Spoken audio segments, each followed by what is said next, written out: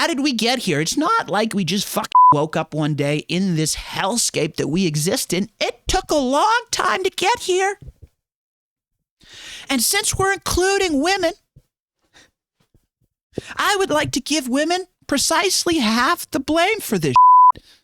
Precisely half the blame. Now, you started getting half the blame sometime around 1920 when they passed that 19th Amendment, and that gave you the right to vote. And all of a sudden, we let you out of the kitchen, and we let you start talking and reading the newspaper and having opinions on things, and that's because they killed a bunch of strong men in World War I, and we were weak. That's what we were. We were truly weak. But then these women, they left the kitchen and they started reading the newspapers without realizing they were all propaganda. Next thing you know, we're in World War II, destroying Europe and getting rid of some of the rest of the strong men that existed in this country so that we could be broken down to a place where we said women should start going to school too. And there was this idea of feminism implanted in the United States of America through the Central Intelligence Agency. And they further divided the home. Because now they were able to multiply their workforce by 2. Because they convinced those stupid broads to get out of the kitchen enjoying their life so much because they wanted to contribute to the economic machine, which was actually destroying the nature of their existence. So I precisely blame you for half of that because what came next? What came next? They rug pulled us on our currency in 1970, right? Were you women, you feminists, were you paying attention during the 60s? Or were you out there doing drugs and having sex and pretending that you were educated? Because they rug pulled our entire currency on us by pulling the gold back. And I don't blame you for all of it. I blame you for 50%. 50% is what I blame you for. Not all of it, because what came next?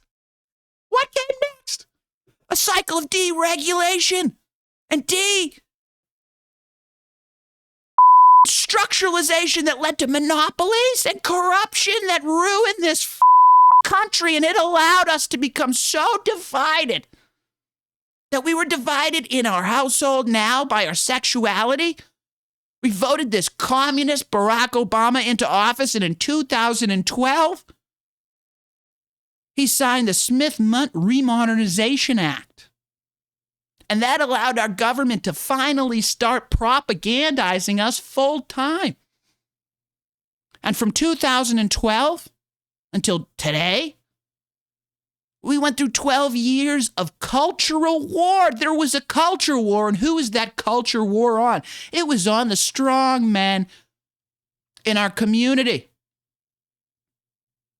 And you know what I used to be called?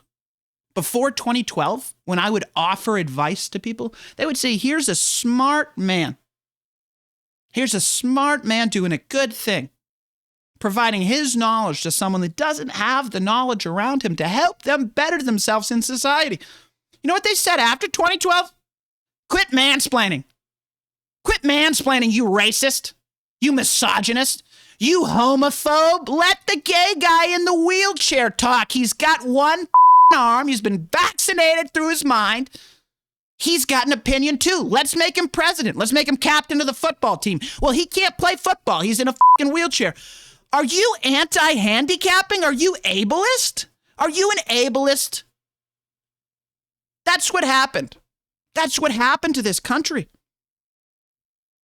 And now, as USAID is revealed to be one of the mechanisms and levers that has been behind the scenes rigging the game against anyone who spoke up, I see half the country defending it.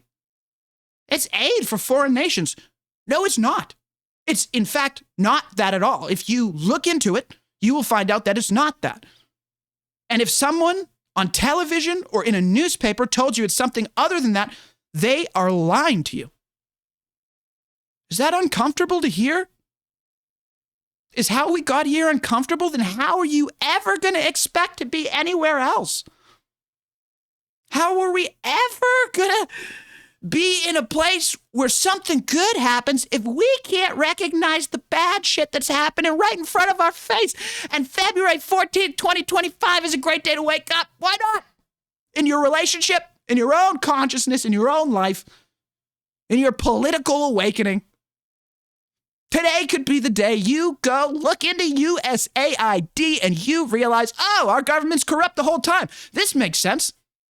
It feels like this has been all of the programs that have been working against me in my individual life on a personal basis for the last 20 years. 12 years. For the last 12 years. Oh, it will make sense. And if it doesn't make sense to you and you're real pissed off, I understand if you're taking money from this organization and it's going to get cut off while you're mad. You are the only subclass of this whole thing that I have some compassion for. You guys, seriously, I have no compassion for the people that have been getting ripped off and have been refusing to acknowledge they're getting ripped off because that's a sucker. All right? No more or less than that guy's a sucker with that woman who needs the biggest bouquet. All right? Because it's all the same thing. When are you going to wake up? When are you going to wake up?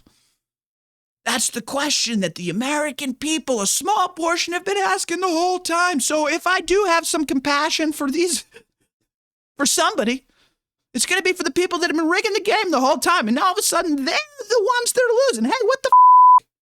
We had a monopoly. Now you're taking our monopoly away? I should have some compassion for that guy because you're right. Today's going to be the worst day of your life. It is.